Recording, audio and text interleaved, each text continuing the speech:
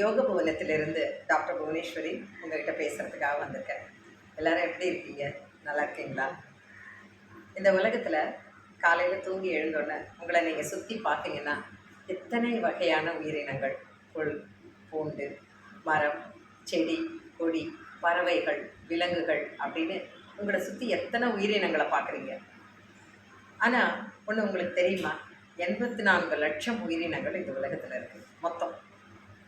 என்ன, அதாவது புல், நாய், குதிரை அப்படின்னு ஒன்று ஒன்றா நம்ம எண்ண ஆரம்பித்தோம்னா வகைப்படுத்தப்பட்ட பார்த்தோம்னா மொத்தம் 84 லட்சம் உயிரினங்கள் இந்த உலகத்தில் இருக்குது.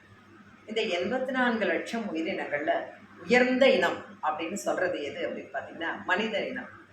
மனிதன் தான் இந்த உலகத்திலேயே உயர்ந்த இனம். மனிதனுக்கு மேலே வேறு எந்த இனமும் கிடையாது.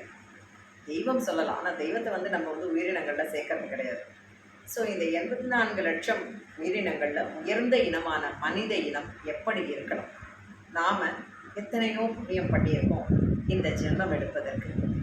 இந்த ஜென்மம் எடுத்து மனிதனாக பிறந்து கை, கால், அவயவங்கள் எல்லாமே முழுமையாக இந்த உலகத்தில் பிறந்து நம்ம வாழறோன்னா நிஜமாகவே ஒவ்வொரு நாளும் காலையில் எழுந்த உடனே நம்ம இறைவனுக்கு நன்றி சொல்லணும். ஒவ்வொரு நாளும். இன்றைக்கி நான் உங்களோட ஒரு சின்ன விஷயத்தை உங்களோட பகிர்ந்துக்க போகிறேன். காலையில் தூங்கி எழுந்திருக்கிறீங்க இல்லையா? தூங்கி எழுந்த உடனேயே உங்களுடைய படுக்கையிலேயே உட்கார்ந்து 15 முறை பொறுமையாக மூச்சை எடுத்து பொறுமையாக விடுங்க. அதுக்கு பேர் தீர்க்க சுவாசம்னு அர்த்தம். சுவாசம் அப்படின்னா மூச்சை எடுத்து விடுறது. நம்ம உடம்பில் இருக்கக்கூடிய முக்கியமான உறுப்பு எதுன்னு சொல்லுங்கள் பார்க்கலாம். ஒருத்தங்க இதயம்னு நினைக்கிறீங்க, ஒருத்தங்க மூளைன்னு நினைக்கிறீங்க, ஒருத்தங்க நுரையீரல்னு நினைக்கிறீங்க, ஒருத்தங்க கல்லீரல்னு நினைக்கிறீங்க, ஒருத்தங்க கிட்னி, பிளாடர், என்ன வேணால் சொல்லலாம். இந்த மாதிரி சொல்லிக்கிட்டே போகலாம். இத்தனை உறுப்புகளினுடைய கூட்டமைப்பு தான் உடம்பு, மனித இனம். இந்த மனித இனத்தில் ஒரு உறுப்புகளினுடைய கூட்டமைப்பாக நம்ம இருக்கிற சமயத்தில் இது அத்தனை உறுப்புகளையும் அப்படியே இருக்குங்க. இந்த உறுப்புகள் எல்லாம் அப்படியே இருக்கும். ஆனால் இந்த அத்தனை உறுப்புகளையும் இணைத்து இயக்க வைக்கக்கூடிய ஆற்றல் எது என்று சொன்னால் அது சுவாசம். அந்த உயிர் இல்லை என்றால் இந்த உலகத்தில் ஒன்றுமே இல்லை. உயிர் உடம்புலேருந்து வெளியில் போச்சுன்னா அதை நம்ம பெயர் சொல்லி கூட கேட்கறதில்ல. இப்போ உங்கள் வீட்டில் உங்கள் தாத்தா, பாட்டி அவங்க யாராவது இறந்துருந்தாங்கன்னா என்ன சொல்லுவோம்? தாத்தாவை கூட்டிகிட்டு போகிறோன்னு சொல்ல மாட்டோம், பாட்டியை கூட்டிகிட்டு போகிறோன்னு சொல்ல மாட்டோம், பாடி எப்போ எடுக்கிறதுன்னு சொல்லுவோம். ஒரு சுவாசம் உடம்பிலிருந்து வெளியேறி விட்டதென்றால் அதற்கு பெயர் கிடையாது, ஊர் கிடையாது, முகவரி கிடையாது, உறவு கிடையாது, எதுவுமே கிடையாது. அது வெறும் உடம்பு, வெறும் பாடி. ஆனால் அதை இயக்கிட்டு இருக்கக்கூடிய சுவாசத்துக்கு நம்ம ஏதாவது ஒரு இம்பார்ட்டன்ஸ் கொடுத்துருக்கோமா, ஒரு முக்கியத்துவம் கொடுத்துருக்கோமா?